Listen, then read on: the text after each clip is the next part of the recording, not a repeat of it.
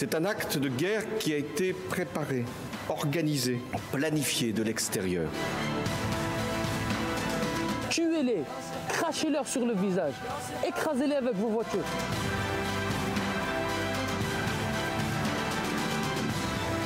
C'est un acte de guerre. Et face à la guerre, le pays doit prendre les décisions appropriées.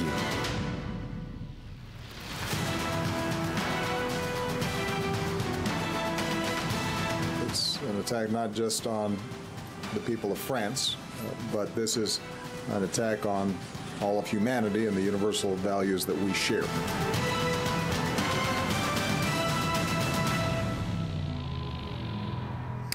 Welcome back to this special edition of i24 News.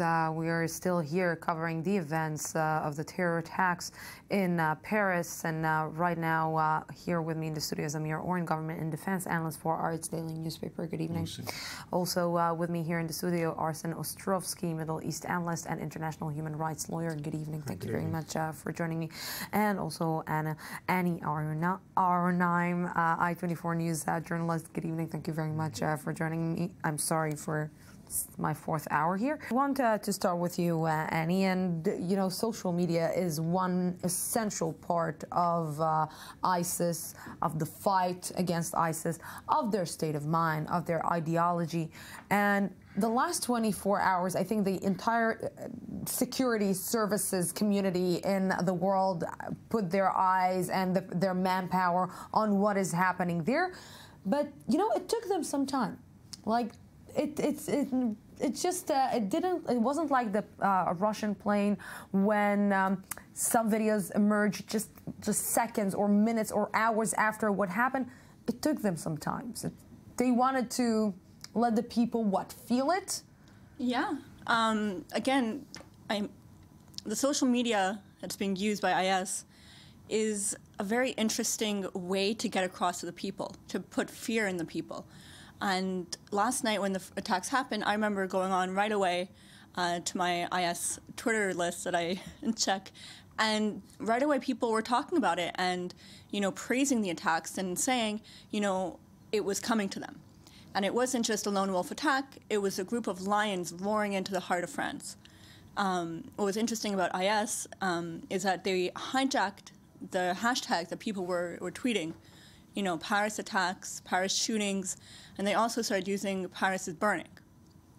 Now, Twitter, at the same time, started blocking those hashtags, started blocking the hashtag of Paris is burning. And that's when they started hijacking the ones that everyone else was using. You know, I'm trying to... What is amazing about this, because you're saying that Twitter started blocking these hashtags, Twitter started blocking these images. Something is, it doesn't like set in a specific place for me, because if we know that this terror organization is working and has their network on social media, how come these people still have stage on social media? And this is something that I don't understand, Amir. Well, there's a difference between the celebration which erupted in the Daesh fora and other places on social media, and anticipating it. And in advance, of course, they kept their silence. And they are using very sophisticated systems of encoding their communications. If they communicated by internet at all, they probably were wise enough to avoid and evade. To go to more traditional... Yes, being intercepted.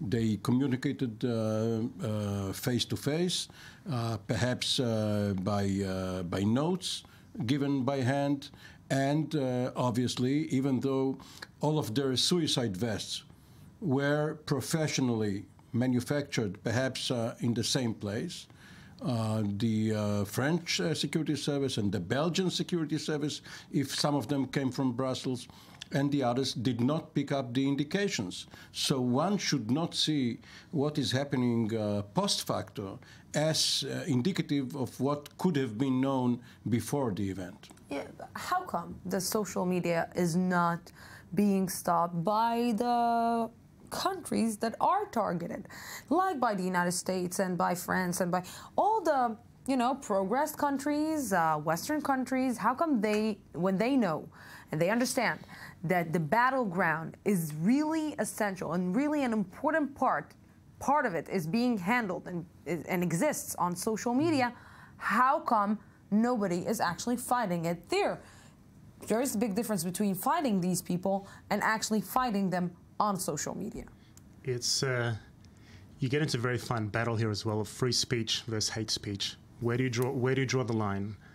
What is hate speech? And when people are being murdered. When people are being murdered. You see this, for example, with Facebook groups in the light of all the stabbings here in Israel, where people are posting, and Twitter as well, actual instructions on how to stab and how to stab in the best way to kill someone.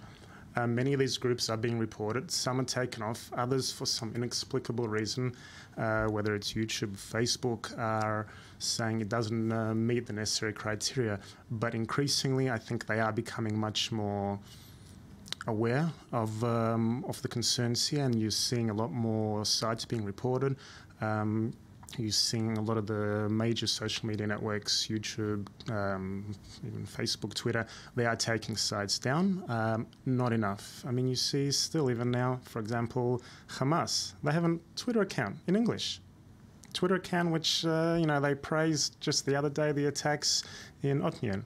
And you see this with ISIS. So it's a very, very hard fight to regulate. You're dealing with a small drop in the ocean here. Yeah, but small drop in the ocean. But when the line is human lives, when the line is murdering innocent people, and I want to take it from your perspective, do you think that if we weren't living in an era of social media so developed, do you think that these kind of terror cells would have been so popular or so progressed like they are today? Probably yes, because technologically we see innovations every day, but human nature has never changed. And in earlier periods, you had cassettes by Ayatollah Khomeini being smuggled into Iran when the Shah had a very heavy censorship regime. Earlier, you had Gamal Abdel Nasser broadcasting over Cairo radio, and the list is endless. And even though, yes, you are right, motivation-wise and perhaps even communication-wise. Education-wise. Yes, it's important. Incitement, it's all important. But these are not the main problems here. You have people who go to mosques, and then they hear the sermons by the religious leaders, inciting them. You can't really stop incitement or communications. And as was pointed out rightly, free speech versus hate speech, you have, President Obama talked about an attack upon our shared values. And in those shared values, you have a struggle between life and liberty. What is more important now? And then you go into another dimension, and this is defense versus offense. And what is probably going to happen if President Hollande is serious about calling it a war is that it cannot remain on the defensive alone, and that France and the United States and others must go on the offensive against the caliphate, not only the idea of the Islamic State, but the Islamic State itself territorially, combat troops on the ground, and it is not so difficult, by the way. A few divisions can take care of it. Yeah, you're just talking about combat troops, and we are seeing images coming and footage coming from near the Pullman Hotel, near the Eiffel Tower. French anti-terror squads are about to just get in probably and storm the building. We, of course, continue updating with what is happening there. So this is mopping up after the events of last night. They probably had some indications that the infrastructure had something to do, or perhaps some of the members of the squad ran into the hotel, and perhaps they will get some intelligence if they don't kill them or if they don't commit suicide. This is a very dangerous operation if some of them have suicide vests. Annie, you've been following IS on Twitter and on social media for a long time, and I remember that each and every time you told me, yeah, I follow this, I talk with that. For me, it was amazing to, I don't know, I never even wanted to see what they're saying, but something which I would like to know is, do they leave any footsteps? Do they leave any clues that something is about to happen? Or they're like following by a certain, going by a certain book, certain rule, like a rule that they are not supposed to give any information until the act is actually committed? They do and they don't. They're not only now using Twitter, they've now learned that, you know, after being suspended over and over and over again, they're now going to another form of social media, Telegram, which is a much more kind of encrypted type of social network, kind of like WhatsApp, but you have to be invited into a group. Mm-hmm. And over there, they communicate. It's very likely that they communicate about the attacks on Telegram. But do they leave tracks behind? They do. They chit-chat. Like with the Russian plane, the chatter that was intercepted by the Israelis and given to the Egyptians and the Russians, that's exactly what may have happened here, and which also may have led them to think that they were in the Pullman Hotel. And also, very likely, the French may have heard that something was going to happen. There were reports out of Raqqa, actually, last year, by someone who said, I heard a Frenchman saying, I'm going back to France, something big is going to happen. Now, so that's a footstep. These are kind of events. But last year was a year ago. And you can't be on constant alert just because someone said something a year ago. You don't have a choice. You have to be in constant alert. When you're not in constant alert, then things like this happen. But maybe it's not going to happen in Paris. Maybe it's in Marseille or Bordeaux or anywhere else. And you can't have people, gendarmes or the military, in the streets, day in and day out. After a while, your readiness goes down, and then they attack. I already mentioned this in this broadcast, but when IS is saying that it's about to do something, they usually do it. When they're saying that they are part of something, they are usually almost 100% they are part of it. And this is why I'm saying that these clues are really important.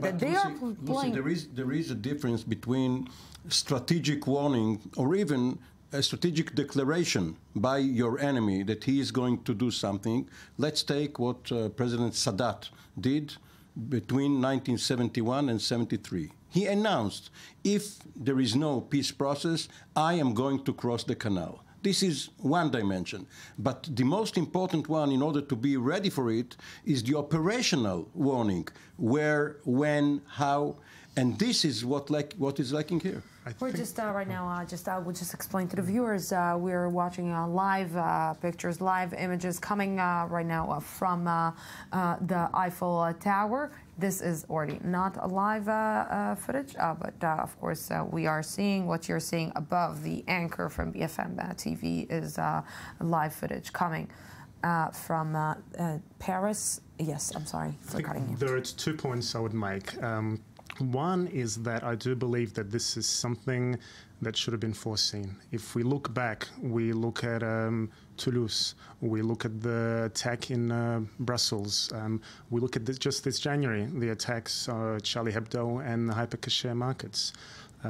We see the chit-chatter. We see in July, I think it was just July, we had an ISIS fighter in French say that we will come and slaughter you on the streets of Paris.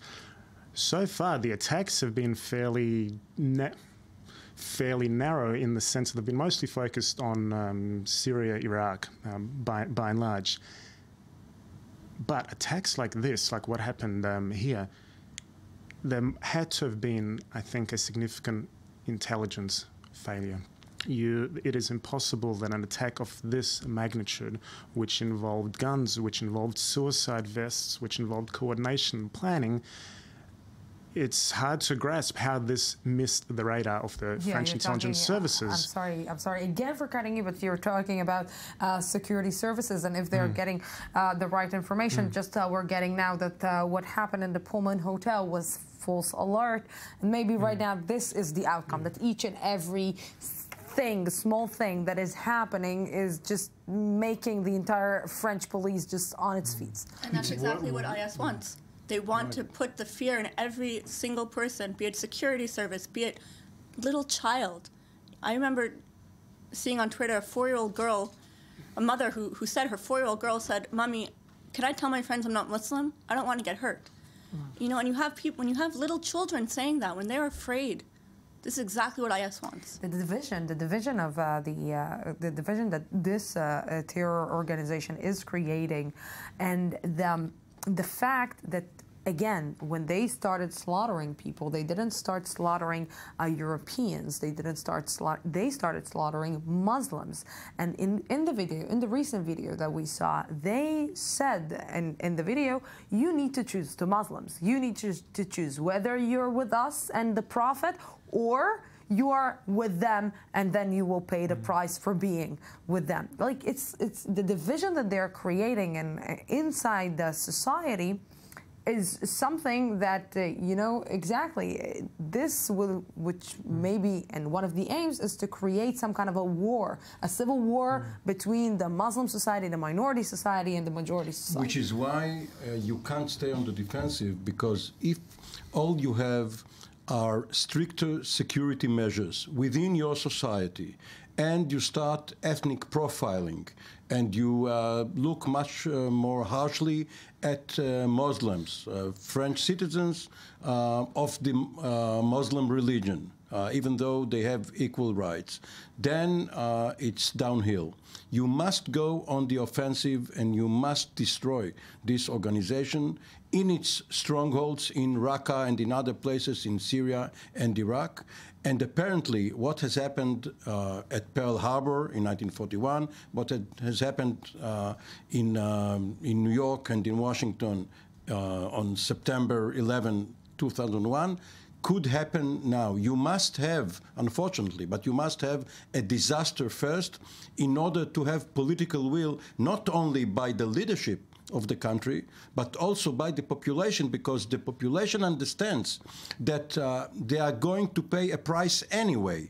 The question is, are they going to cower, stay home, and fear the next attack, or are they going to go on the attack? So let's just see the next report. Carnage from last night will forever be etched into the world's collective memory. But for the survivors, the images will always represent more.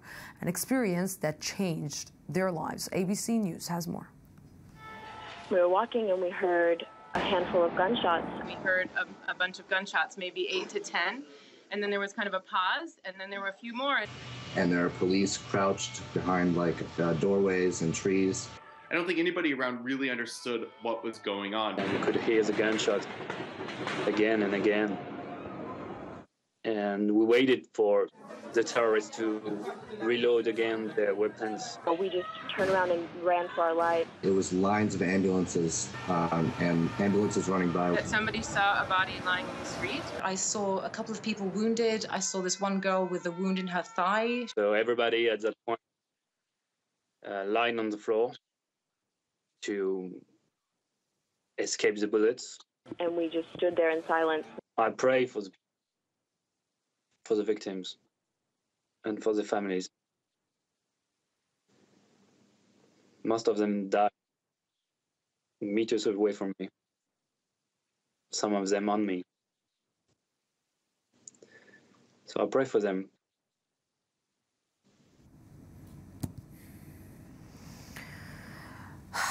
You see this man talking, and obviously you try to think from where you can start find forgiveness, and from where these people, and how you can assure that the next time that he will meet a Muslim woman or a Muslim man, he won't be afraid, or he won't look at them as a potential terrorist. It'll take time. It won't happen tomorrow, it won't happen the day after. There is this sense of fear. There's no arguing that to some extent ISIS have achieved their goal, which is first also to instill this sense of terror and fear in the population, to be worried. Similar like people are worried here in Israel, well, what if I get stabbed? That sort of first part of their attack. But, you know, it'll be difficult, but people also, at the same time, they need to move on, but at the same time, they also need to be careful about going about their daily lives. But they need to go, as I think you said, we need to go on the attack. I want to ask you from your expert point of view is how come, you know, we are seeing the amount of hate that the West has towards ISIS? How come we're not seeing the same amount of hate coming from the people who were targeted by ISIS from the beginning, by Muslims?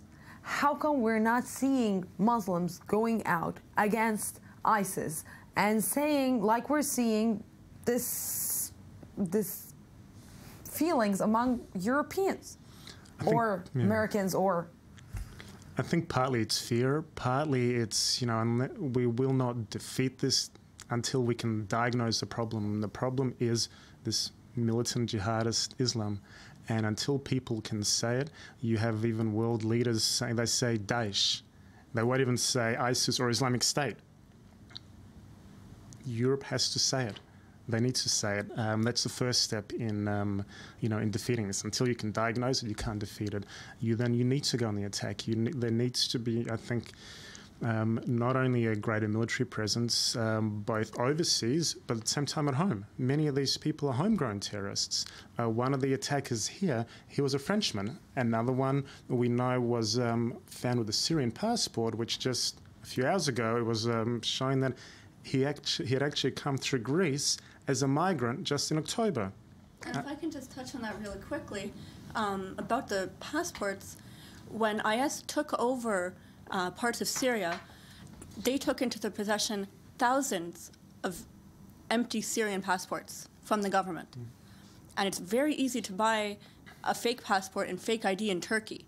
So if this man did come to Greece and then to Europe via Turkey and Syria, it's also very likely he wasn't an actual migrant escaping IS and escaping Assad, but actually what everyone was warning about, an actual IS fighter posing as a migrant coming to Europe. But go now and convince the world that you're not a terrorist or that you don't have a sister. But in response to your question, why don't the Muslims who fell victim to the Islamic State react the way the West does? You obviously remember that if you live in Syria, you suffered under Assad. Yeah. And you're not sure whether the devil called Assad is worse than the devil called Daesh. If you lived in Iraq, you had three choices. You had a Saddam Hussein type of dictator. Then you had the American liberators who turned out to act quite badly. And you have Daesh. And sometimes the population is either resigned to the idea that rulers come and go and misbehave, and perhaps they will leave and someone else will come, or they actually prefer Daesh and pledge allegiance to it and pay taxes to it. And according to reports, in some of the places that Daesh took over, life itself is not so bad for those who survive. So who knows? I think there's a question Europe needs to ask is the dream of open borders finished? Europe has a situation where it's open borders. People can move from one country to the other freely without background checks, without passports. Partly that happen here. You have some of the Scandinavian countries which try and, you know, quote unquote, rehabilitate these terrorists, and then they freely move from Belgium to Greece to France now. So there's a lot of hard questions that Europeans need to ask. They need to look at Iran as well. You know, just I think this week, Rouhani was meant to come to France on a historic visit. And you have, on the one hand, you know, France saying we want to fight terrorism. But on the other hand, we, also other Europeans, are saying we want to embrace Iran when also on the one hand, you have Iran as a major state sponsor of terror. On the other hand, you have them also being a significant cause in the whole Syrian refugee crisis in the first place. So it's a bit of a contradiction in terms. Yes.